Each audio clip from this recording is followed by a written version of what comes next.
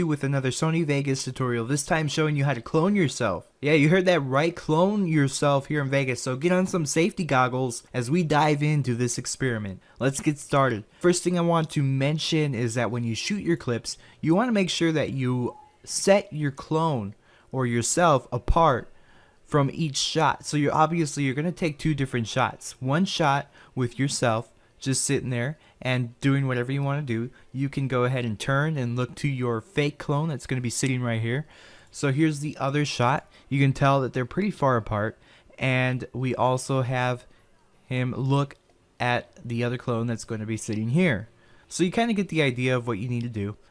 Just get your two clips together and put yourself side by side. Now if you want your clones to interact, such as shake hands, high five each other, that's a whole nother story which we might discuss in a future tutorial that involves a lot of time and patience with keyframes and frame by frame editing. Another thing I want to mention is you want to make sure that your lighting stays relatively the same throughout the entire video. So from clip 1 to clip 2, you want to make sure that the lighting is exactly the same, because let's say if you're outside and you shoot your first clip and then the sun moves around, clouds move over the sun, and you shoot your second clip, you have two different lightings there and it's not going to turn out the way you'd like it to.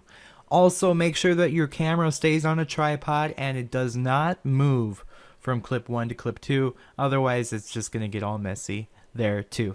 So let's go ahead and drag our first clip down here to the timeline. I'm going to bring this up a little bit just so you can see what I'm doing. I'm going to go ahead and remove the sound, so I'm just going to bring the gain all the way down to nothing to mute that out, since it's just a bunch of background noise. So I'm going to go ahead and cut this clip here. I'm going to trim it down a little bit right before the point that he looks, so around there. And then I'm going to trim this down as well, maybe to around 10 seconds or so. Next thing I'm going to do is drag down my second clip here, drag this down, and I'm going to go ahead and mute this topmost layer so I can see the second layer. And I'm also going to trim this down right before he looks to his right, okay, around there. And then I want to see here and see where he looks. Alright, so let's see if that works out. That should work out. Okay, so then I'm going to just quickly trim this down here and mute the audio here as well. Okay, so unmute your topmost layer, and for the topmost layer we want to come over here to the event pan crop, and you might be used to working here, but one thing you might not have noticed is when you go down here to position, you get this little mask checkbox which you can enable, and then you get an anchor creation tool similar to the one in Photoshop, works exactly the same, and we're going to just simply click and add our little mask here.